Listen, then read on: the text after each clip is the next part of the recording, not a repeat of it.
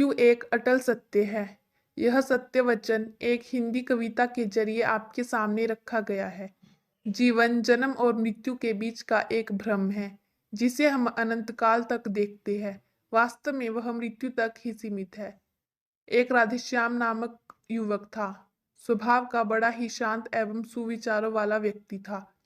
उसका छोटा सा परिवार था, जिसमें उसके माता पिता, पत्नी एवं दो बच्चे थे।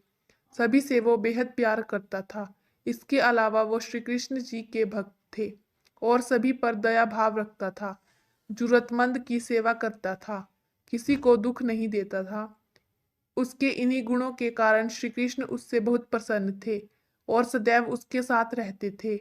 और राधेश्याम अपने कृष्ण को देख भी सकता था और बातें भी करता था। इसके बावजूद उसने कभी ईश्वर से कुछ नहीं मांगा। अब बहुत खुश था, क्योंकि ईश्वर हमेशा उसके साथ रहते थे, उसे मार्गदर्शन देते थे। राधेश्याम भी कृष्ण को अपने मित्र की तरह ही पुकारता था और उनसे अपने विचारों को बांटता था। एक दिन राधेश्याम के पिता की तबीयत अचानक खराब हो गई। उन्हें अस्पताल में भर्ती किया गया। उसने सभी डॉक्टर्स के हाथ जोड़े, अपने पिता को बचाने की मिन्नतें की, लेकिन सभी ने उससे कहा कि वो ज्यादा उम्मीद नहीं दे सकते और सभी ने उसे भगवान पर भरोसा रखने को कहा। तभी राधेश्याम को श्री कृष्ण जी का ख्याल आया और उसने अपने श्री कृष्ण को पुकारा। कृष्ण दौड़े चले आए। राधेश्याम ने कहा, मित्र, तुम तो भगवान हो, मेरे पिता को बचा लो। श्री कृष्ण ने कहा, मित्र, ये मेरे हाथों में नहीं है।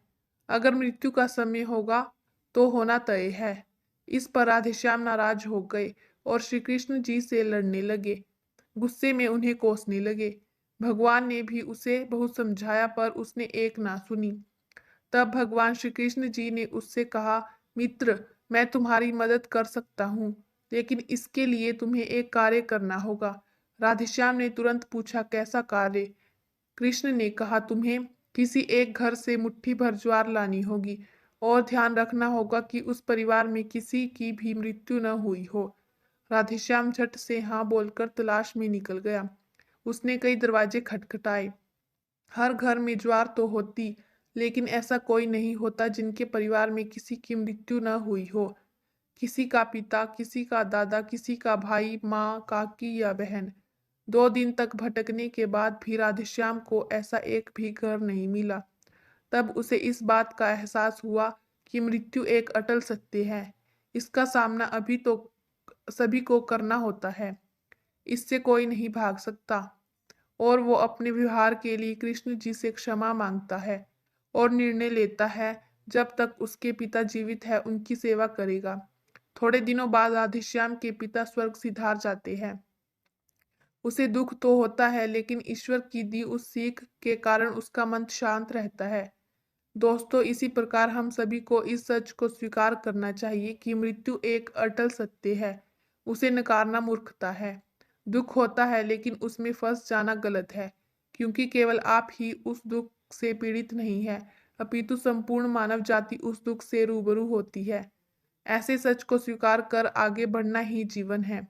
कई बार हम अपने किसी खास के चले जाने से इतने बेबस हो जाते हैं कि सामने खड़ा जीवन और उससे जुड़े लोग हमें दिखाई ही नहीं पड़ते। ऐसे अंधकार से निकलना मुश्किल हो जाता है।